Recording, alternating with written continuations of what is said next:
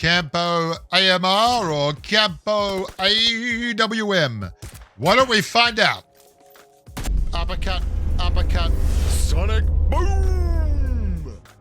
Well, hello there, humans, hippies, earthlings, whoever you are, wherever you are, whatever you're doing, and if you're lucky enough indeed to be doing it too. Welcome back to Channel I'm Bushkin. Today's video is all about this little combo here, the AWM and the AMR. Which of the A's is the best flare drop sniper rifle?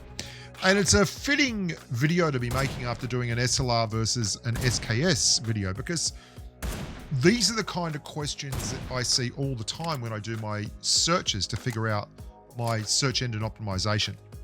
They pop up, and the player base really wants to know this stuff. So I figured we'd go through the numbers, we'd compare them side by side first, and then we talk about the way they work in game, their little peculiarities and what they do well and what they don't do so well, and come up with a result at the end of it.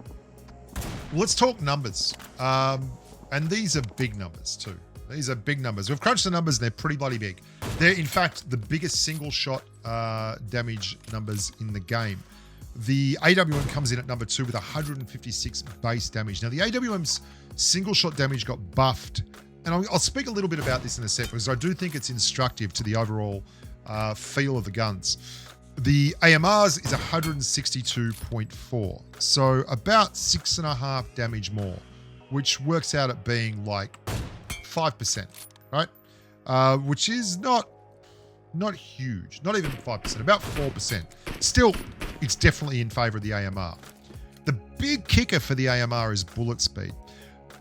When they balanced the AMR, no doubt they wanted it to have a specific role in game and not just take the AWM's role. So they turned it into a monster that obviously destroys vehicles. And that's what it's really, really good for. Problem is vehicles move very, very quickly. So you want maximum bullet speed so you can do this and wipe squads.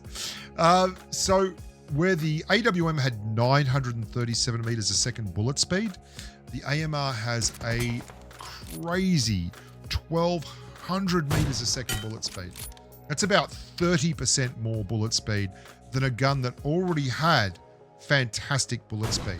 You might know that 937 meter a second marker from such guns as the M16A4, the AUG, the Mark 14, the SLR, the SKS, the QBU.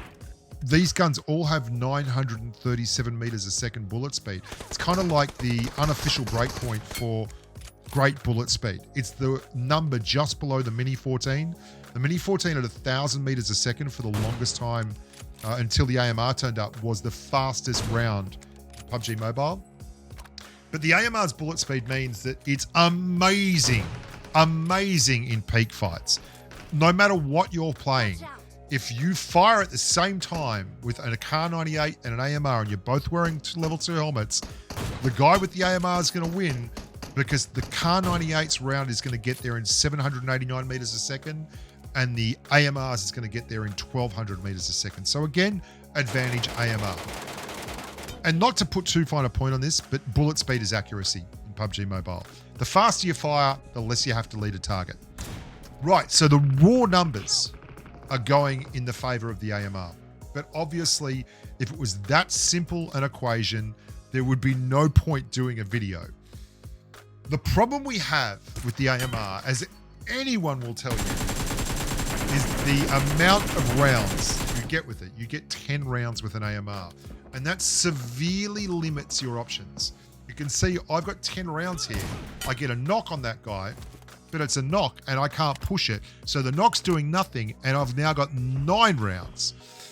So what you need to be doing if you're running an AMR is either being incredibly passive as a player, or you're in a squad where it's your specific role to save the AMR rounds to hit cards, or you're in a squad that hits a lot of airdrops, or you're a person who hits a lot of airdrops regardless. And that means you're quite willing to fire AMR rounds because you're going to pick more AMR rounds up as you roll around the battlefield. And I will tell you, I am the latter. I'm ranked somewhere high up on the scavenger leaderboards at the moment, and that's because all we do after we hit the hot drop is run from crate to crate to crate to flare to crate to crate to flare to crate. And you will find on the battlefield that if you're an active squad, you can always get more AMR ammo. Now, I mean, within reason. Their vehicle is smoking. It's a very different game now. Okay, and look, for me, I think the AMR is the better sniper rifle, and I think it's the gun that you should take. And there's two arguments here.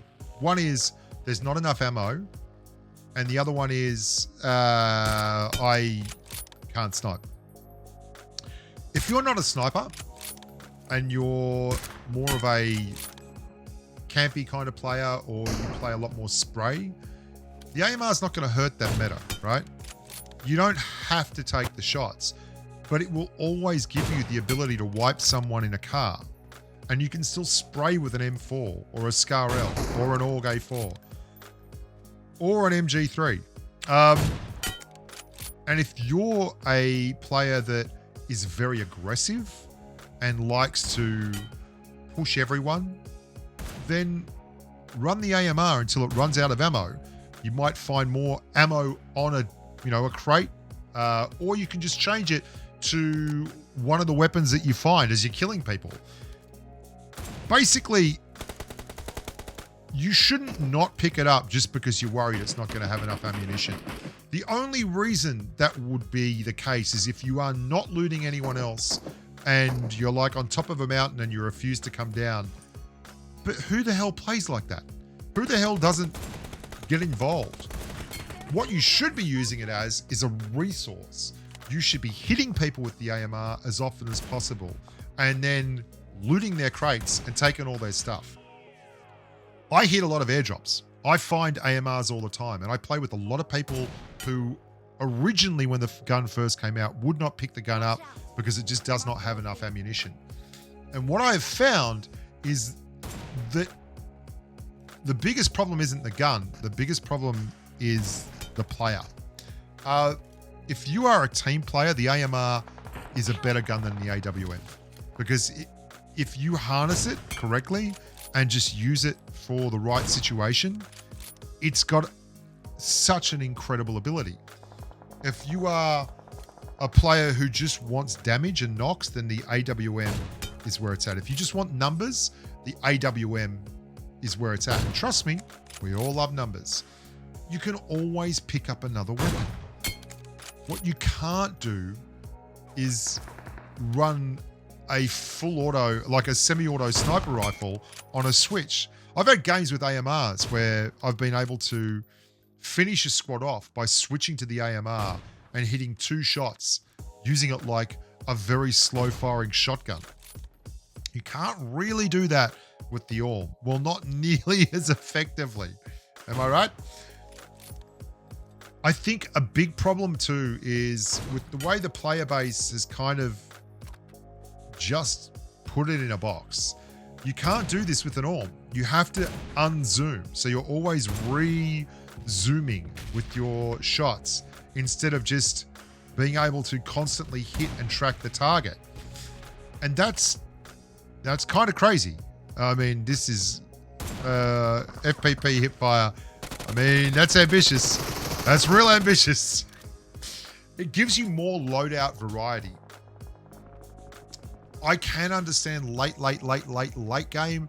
If you're a snake and you want to lie down in the grass and crawl around and you don't have a chance to loot anyone, then maybe the AWM isn't going to work. The AWM's going to work for you. But even then, like, if that's the kind of player you are, what are you worried about? It's not like you're going to be using an AWM for anything, apart from, I don't know, filling up space in your backpack and not letting the guy who can really play the game use it. Sorry if I sounded a little bit cranky there. I've just had a lot of sweat. It's been PUBG Immobile, if you know what I mean, up in here. I think that about sums it up. I do want to say a couple of things in conclusion. There is a wonderful sense of engagement from you guys, the community at the moment. I'm really enjoying it. I'm doing multiple streams every week. We stream Sunday nights NA time and Thursday nights NA time. The Thursday night stream is often an odd one, like a solo squad stream or playing with randoms, that kind of thing. So look out for those if you like a bit of variety in your life.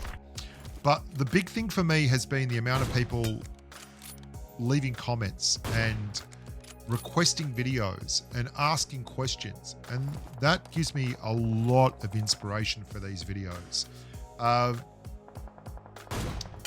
It's hard to believe we've been doing this for over 5 years. We have. And I was doing another YouTube channel before that. So this has been going on a long time.